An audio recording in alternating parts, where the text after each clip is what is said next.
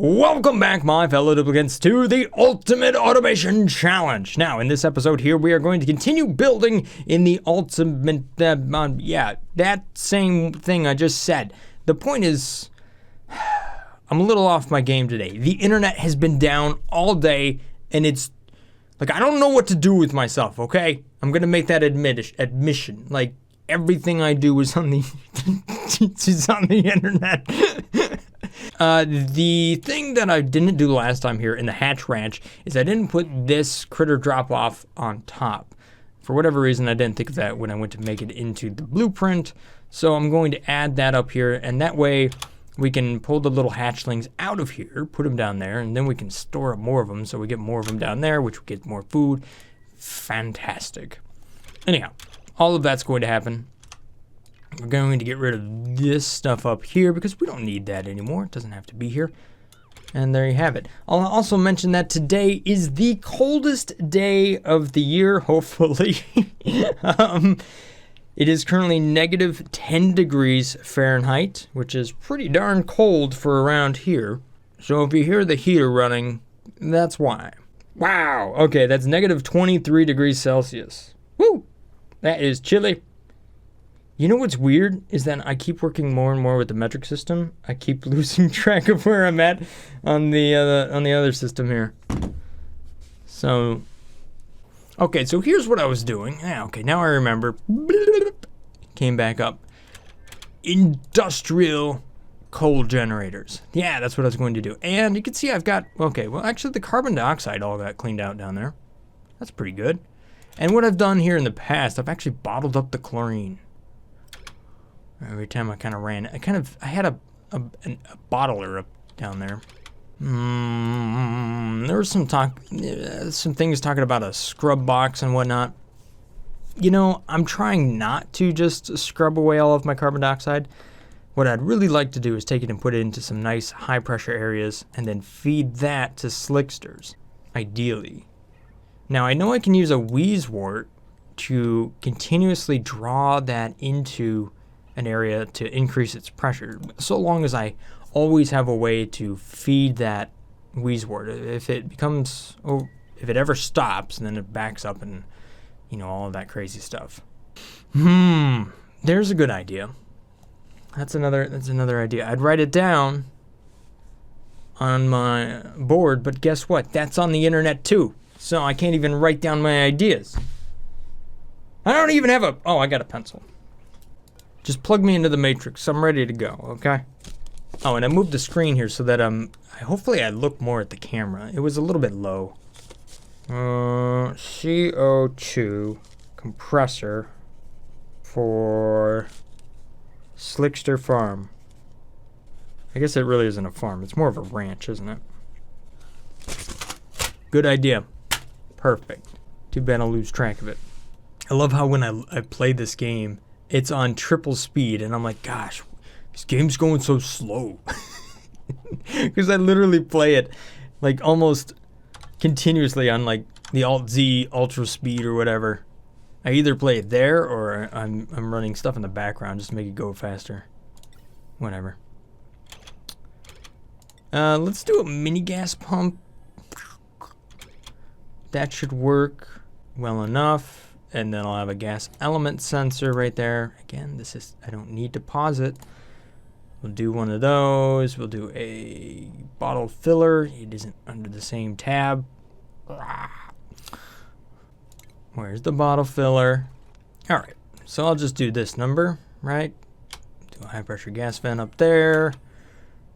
And then we'll do that. We'll get rid of that piece. Deconstruct that. Deconstruct that piece if I can ever get to it. And then throw some power at the problem and voila. Okay, a little bit of automation wire right there, boom. And that's just going to detect chlorine because I got a lot of that around. Trimming tile, this is basically a rare beast now. It's no longer in the game, so this is doing nothing here. So what I'd really like to do is run some more power, if possible. and feed it directly to the grid up here. Just pump it in, right? Run it right into here. So where should I put some crazy carbon generators? You know, I'm thinking if I take those, I kind of like the idea of putting it over here because then the power's nearby, but then the coal is not nearby. If we take a look at the shipping, that's for coal. So where to do all of the coal?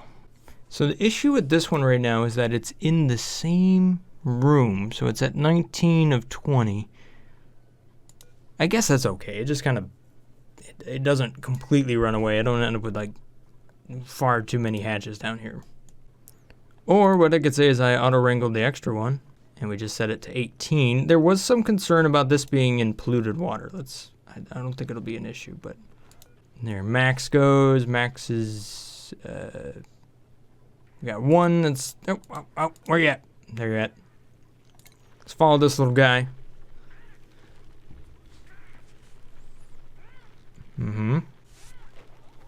All right, so there he goes. Megan's got him.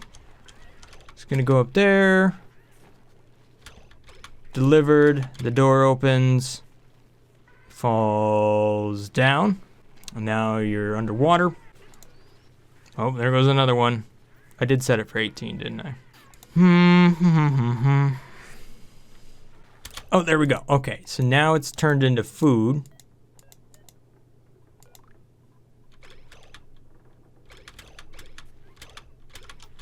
Well, it shipped it out like instantly. And now you can watch it go all the way over here and back down. Okay, see, the meat so far, it's fresh. It's unrefrigerated. It's not a big deal. And there's no germs on it. So it doesn't matter that it's in polluted water, just as long as you keep the germs out of it, right? Maybe. I don't even know if the germs would have an issue. They kind of need to get into things, not necessarily on things. Or whatever. I don't think it's whatever. It's not a big deal. It works just fine. Okay, so this thing's running.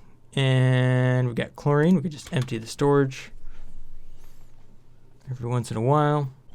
You know, if I put the carbon dioxide thing right here, it does give me a place to unload some of the power right into a big... Like, I don't even know how this power grid works.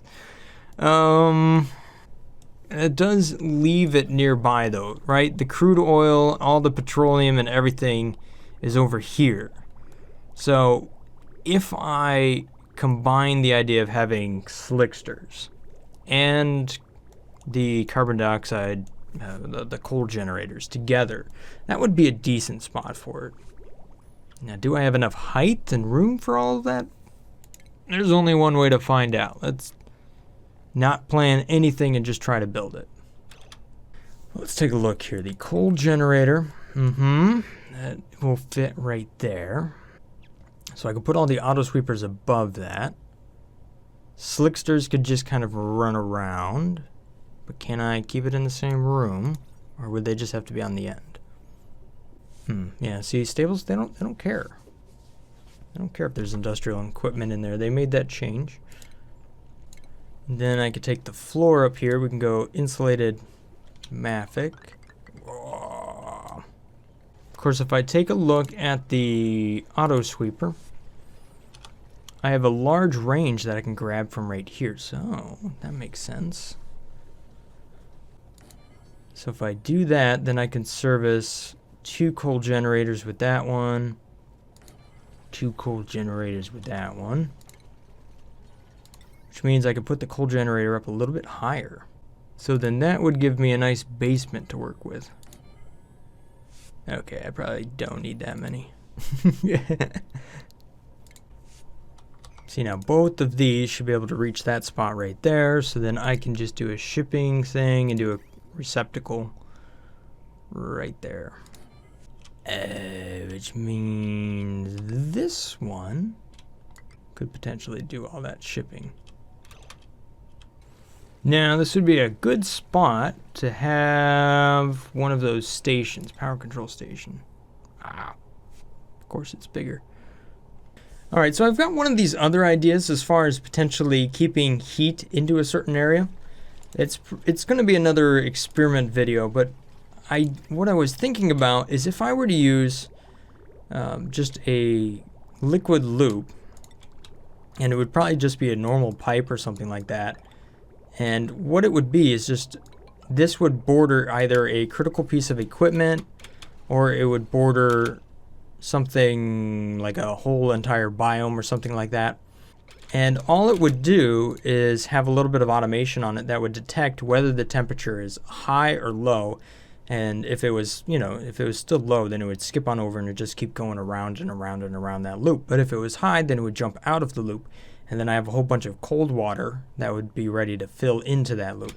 It's really just something I've kind of maybe already done, but I'm not sure if I've fully investigated doing it in such a way that something like this down here, right? This puts off a decent amount of heat. There's a lot of hot stuff down there, but I could just water cool this whole thing by just going around the outside of it, and that just becomes its own cooling loop. So then I have a source of cold water or something like that that's just kind of in a main pipe that's nice and insulated, and then I can draw off of that to cool stuff down, and then I have a return line.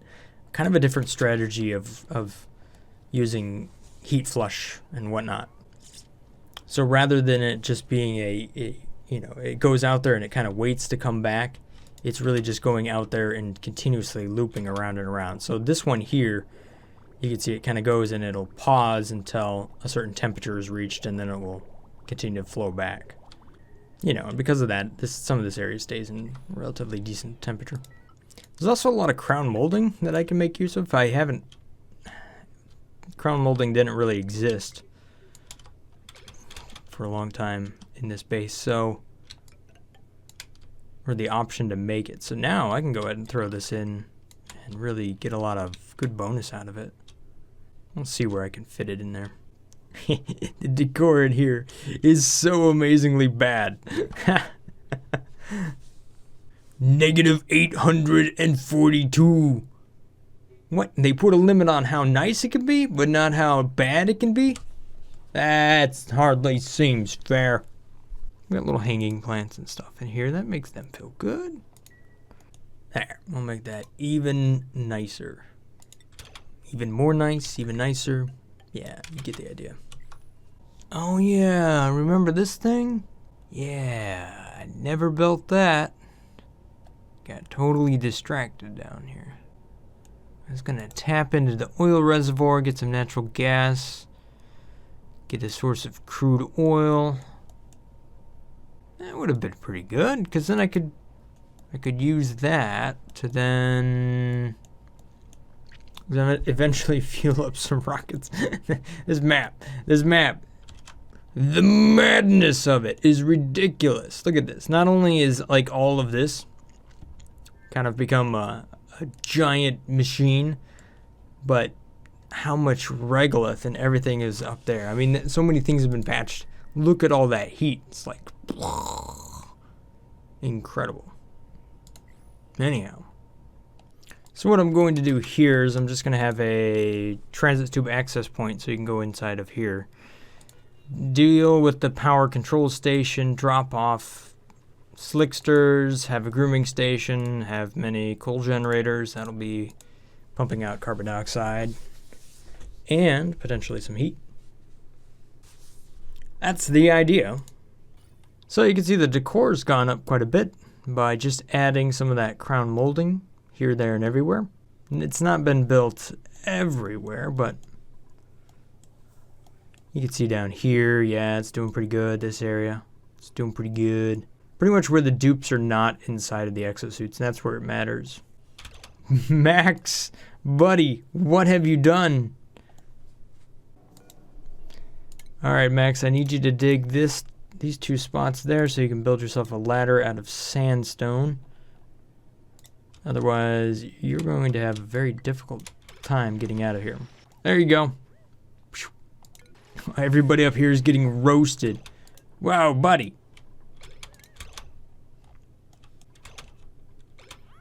Don't worry, Meep's got you.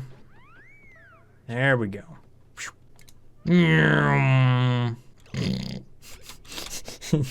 It drops her on the ground. She's like, nah, I'm hungry. I was just kidding about being like roasted to death. And then all my dupes eat on the same table. This is so not supposed to work that way. 3 of them got roasted from trying to build a tile. Whoops. It's minor details. Maybe I gotta rearrange those a little bit. Oh, it probably doesn't help that they can't get in. If I want things to get done, you do need to have a way in, don't you? Alright, there we go. Now that's all lined up. Now for the power, I could probably just do this. Nope. I meant do this. And then throw conductive wire into... I guess that's just 1,000 watts. So, yeah, figure out how to get that over there. Actually, I should just be able to bring this into that, and it should work out, because that's a small transformer there, and this is the heavier wire. Now here's the thing, since this thing can put out 600 watts, I should really have a couple of these battery units down there so that I can offload it to multiple streams of power. So since I built some of these bigger conveyors, I really don't have a ton of iron, which is kind of what happened with Meep down here. He got stuck, and therefore I wasn't able to get to another iron deposit. Shall I say iron ore, because I got plenty of iron. That's all just up here, waiting to be picked up. Oh no, they all got stuck. I got 4 dupes. There you go. Actually, I got 5 of them, didn't I? I think that's a new record. Hey, look, we got a little baby Slickster up here. So we need to capture that and move it. Darn it, I need more plastic. Never mind. There we go. Got the little Slickster over here. Hello. Actually, that's the same one? No, this is the one I want.